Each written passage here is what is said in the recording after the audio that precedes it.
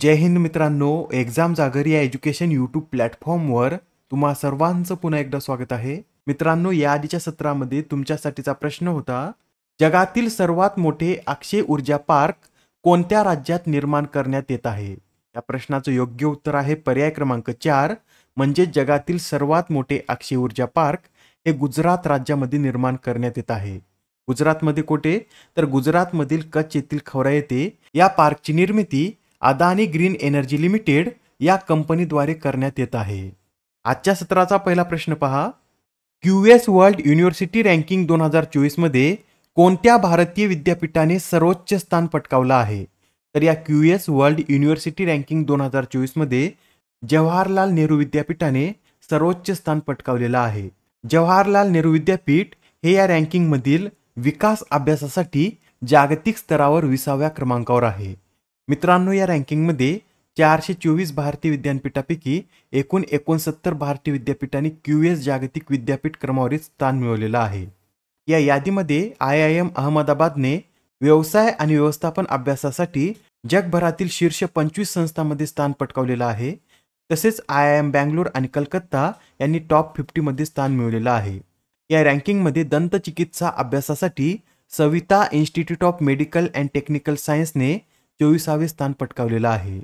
मित्रांनो, 101 विद्यापीठांसह विद्यापीठांच्या संख्येच्या बाबतीत भारत चीननंतर आशियामध्ये दुसऱ्या क्रमांकावर आहे. नेक्स्ट क्वेश्चन पहा. 20व्या आशियाई कुस्ती चॅम्पियनशिप स्पर्धेचं आयोजन कोणत्या देशात करण्यात येत आहे? तर आता जी 20वी आशियाई कुस्ती चॅम्पियनशिप स्पर्धा आहे याचं आयोजन किर्गिस्तान या देशामध्ये करण्यात येत आहे. ही जी स्पर्धा आहे ही 11 एप्रिल पासून किर्गिस्तानची राजधानी बिशेक येथे सुरू झाली आहे व ही स्पर्धा 16 एप्रिल पर्यंत चालणार आहे. स्पोर्ट्सशी संबंधित अजून एक न्यूज नोट करून घ्या. नुकतेच आता वरिष्ठ महिला आंतरविभागीय मल्टी डे 2023-24 स्पर्धेचं विजेतेपद हे पूर्व विभागानं पटकावलेलं आहे. या पूर्व विभागाच्या कप्तान कोण होत्या? तर दीप्ती शर्मा या पूर्व विभागाच्या कप्तान होत्या व यांच्या नेतृत्वाखाली पूर्व विभागाने दक्षिण विभागाला हरवून ही स्पर्धा जिंकलेली आहे. या स्पर्धेचा अंतिम सामना कुठे खेळवण्यात आला होता? तर पुण्यामधील महाराष्ट्र क्रिकेट स्टेडियमवर या स्पर्धेचा अंतिम सामना खेळवण्यात आला होता. प्रश्न क्रमांक 3. अलीकडेच चर्चेत असलेले अंगारा A5 रॉकेट हे कोणत्या देशाचे रॉकेट आहे? काय नाव आहे या रॉकेटचं? तर अंगारा A5 असं या रॉकेटचं नाव असून हे रशिया या देशाचं रॉकेट आहे. आता हे रॉकेट चर्चेमध्ये का आलं आहे? तर 11 एप्रिल रोजी रशियाने प्रथमच या अंगारा A5 रॉकेटची यशस्वी चाचणी घेतलेली आहे. हे जे रॉकेट आहे याची एकूण लांबी ही 54.5 मीटर तर वजन हे 773 टन इतकं आहे. मित्रांनो, भारताच्या अंतराळ संस्थेचं जसं इस्रो नाव आहे तसंच रशियाच्या अंतराळ संस्थेला कोणत्या नावानं ओळखलं जातं? तर रोस्कॉस्मॉस या नावाने ओळखलं जातं. पण आता तुम्ही कमेंटमध्ये सांगा की जपानची अंतराळ संस्था ही कोणत्या नावाने ओळखली जाते? आणि याबरोबरच अजून एक न्यूज नोट करून घ्या. नुकतेच आता आपल्या DRDOने man portable anti tank guided मिसाईलची यशस्वी चाचणी घेतलेली आहे. ही जी चाचणी आहे ही चाचणी राजस्थानमधील पोखरण फील्ड फायरिंग रेंजमध्ये पार पडलेली आहे. मित्रांनो, हे जे man portable anti tank guided missile आहे याची निर्मिती DRDOने VEM टेक्नॉलॉजीज प्रायव्हेट लिमिटेड या कंपनीच्या सहाय्याने केली आहे. या क्षेपणास्त्राची एकूण लांबी ही 1300 मिलीमीटर असून याचं वजन हे 14.5 किलोग्राम इतकं आहे व या क्षेपणास्त्राची मारक क्षमता किती आहे? तर 2.5 किलोमीटर इतकी या क्षेपणास्त्राची मारक क्षमता आहे. प्रश्न क्रमांक 4.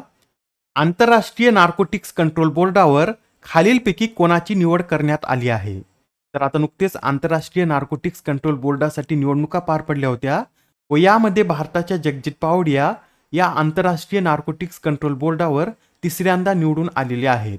या निवडणुकीमध्ये भारताला सर्वात जास्त वोट मिळालेले आहेत. संयुक्त राष्ट्र आर्थिक आणि सामाजिक परिषदेच्या 53 मतदान सदस्यांपैकी भारताला 41 मते मिळालेली आहेत. आता या ज्या जगजित पावडिया आहेत या 2025 ते 2030 या कालावधीसाठी या बोर्डावर सदस्य म्हणून कार्य करतील. बरं, त्या प्रथम या बोर्डावर कधी निवडून आल्या होत्या? तर 2015 मध्ये त्या पहिल्यांदा या बोर्डावर निवडून आल्या होत्या आणि आता त्या सध्या 2020 पासून या बोर्डावर कार्यरत आहेत. त्या 2025 पर्यंत आपला दुसरा कार्यकाळ समाप्त करतील.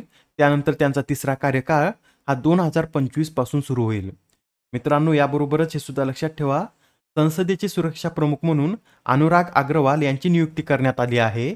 बिहारचे मुख्य सचिव म्हणून ब्रजेश मेहरोत्रा, भारतीय पॅराऑलिम्पिक समितीच्या अध्यक्षपदी देवेंद्र झाझरिया, राष्ट्रीय अनुसूचित जाती आयोगाचे अध्यक्ष किशोर मकवाना, मध्य प्रदेशचे लोकायुक्त न्यायमूर्ती सत्येंद्र कुमार, प्रसार भारतीचे अध्यक्ष नवनीत कुमार सहगल, तर भारतीय लोकपालाचे अध्यक्ष म्हणून अजय माणिकराव खानविलकर यांची नियुक्ती करण्यात आलेली आहे. प्रश्न क्रमांक 5, प्लास्टिक ओव्हरशूट डे रिपोर्टनुसार दरडोई सर्वात जास्त प्लास्टिक कचरा उत्पादनात कोणता देश आघाडीवर आहे? तर आता या प्लास्टिक ओव्हरशूट डे रिपोर्टनुसार दरडोई सर्वात जास्त प्लास्टिक कचरा उत्पादनात बेल्जियम हा देश प्रथम स्थानावर आहे. बेल्जियममधील प्रत्येक व्यक्ती वर्षाला 147.7 किलोग्रॅम इतका प्लास्टिक कचरा निर्माण करतो. याबरोबरच या अहवालामधील दरडोई प्लास्टिक कचऱ्याच्या गैरव्यवस्थापनात ओमान हा देश प्रथम स्थानावर आहे. ओमानमधील प्रत्येक व्यक्ती हा 111 किलो प्लास्टिकचं गैरव्यवस्थापन करतं. गैरव्यवस्थापित कचरा निर्देशांकात इरिट्रिया हा देश अव्वल स्थानी आहे. मित्रांनो, पृथ्वीवरील 60% प्लास्टिक कचऱ्याचे गैरव्यवस्थापन करणाऱ्या जगातील पहिल्या 12 देशांमध्ये भारताचा देखील समावेश आहे. हे 12 देश कोणकोणते आहेत? तर चीन, Bharat, Russia, Brazil, Mexico, Vietnam, Iran, Indonesia, Egypt, Pakistan, US आणि तुर्कस्तान हे ते 12 देश आहेत जे जगातील 60% प्लास्टिक कचऱ्याचं गैरव्यवस्थापन करतात. बरं, हा जो अहवाल आहे हा कोणाद्वारे सादर करण्यात आला आहे? तर स्वित्झर्लंडमधील EA आर्ट ॲक्शनद्वारे हा अहवाल प्रकाशित करण्यात आलेला आहे. आता हा प्रश्न पहा, यात काय विचारला आहे? तर दक्षिण आशियाई असोसिएशनद्वारे दक्षिण आशियाई पर्सन ऑफ द इयर या पुरस्काराने कोणाला सन्मानित करण्यात आले? अत्यंत महत्त्वाचा प्रश्न आहे, लक्षात ठेवा. दक्षिण आशियाई पर्सन ऑफ द इयर या पुरस्काराने अवंतिका वंदनापू यांना सन्मानित करण्यात आलेला आहे. मित्रांनो, या ज्या अवंतिका वंदनापू आहेत या भारतीय वंशाच्या अमेरिकन अभिनेत्री आहेत व त्यांना आता दक्षिण आशियाई पर्सन ऑफ द इयर या पुरस्काराने सन्मानित करण्यात आलेला आहे. प्रश्न क्रमांक 7, योग्य विधान ओळखा. मित्रांनो, यामध्ये क्रिस्टालिना जॉर्जिवा यांच्या संबंधीची विधाने दिली असून यातील आपल्याला योग्य विधान ओळखायचं आहे.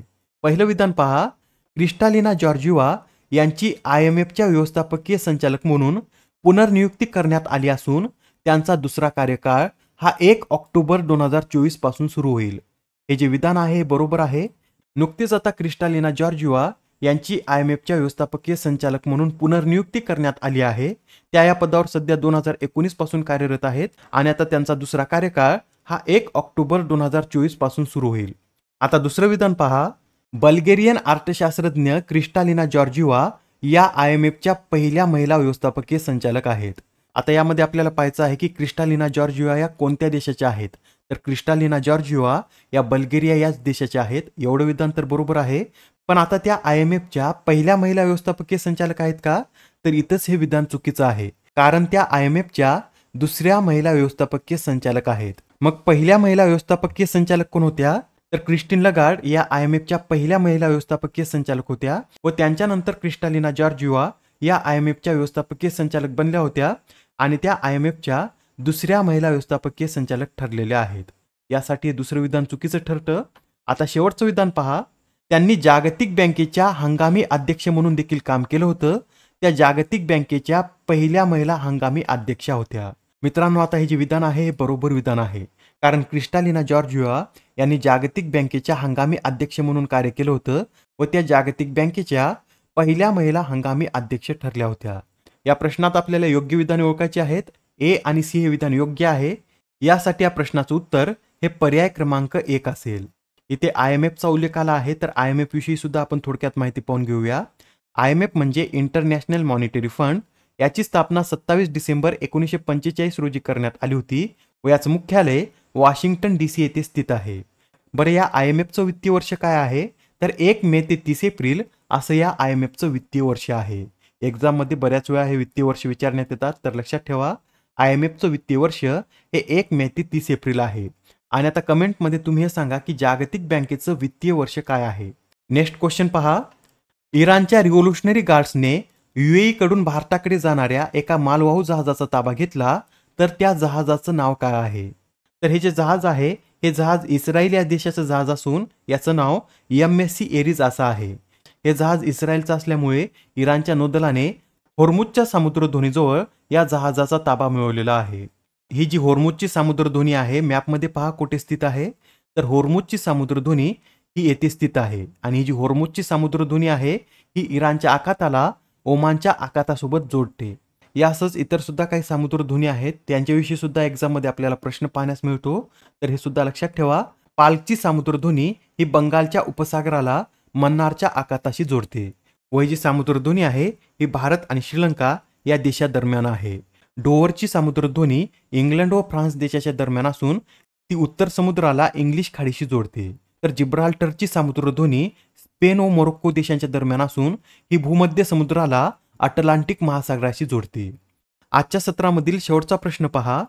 दरवर्षी हत्ती वाचवा दिवस कधी साजरा केला जातो? तर आता हा जो सेव्ह द एलिफंट डे आहे हा दरवर्षी 16 एप्रिल रोजी साजरा केला जातो आणि हा दिवस प्रथम कधी साजरा करण्यात आला होता? तर 2012 मध्ये हा दिवस प्रथम साजरा करण्यात आला होता. आजच्या सत्रामधील तुमच्यासाठीचा प्रश्न पहा. खालीलपैकी कोणती बँक ही लक्षद्वीपमध्ये शाखा उघडणारी देशातील पहिली खाजगी बँक ठरली आहे? आता या प्रश्नाचं उत्तर कमेंटमध्ये देण्याचा प्रयत्न करा. उत्तर चुकलं तरी काय हरकत नाही, कारण ज्यावेळेस तुम्हाला या प्रश्नाचं योग्य उत्तर माहित होतं त्यावेळेस हा प्रश्न तुमच्या दीर्घकाळापर्यंत लक्षात राहतो.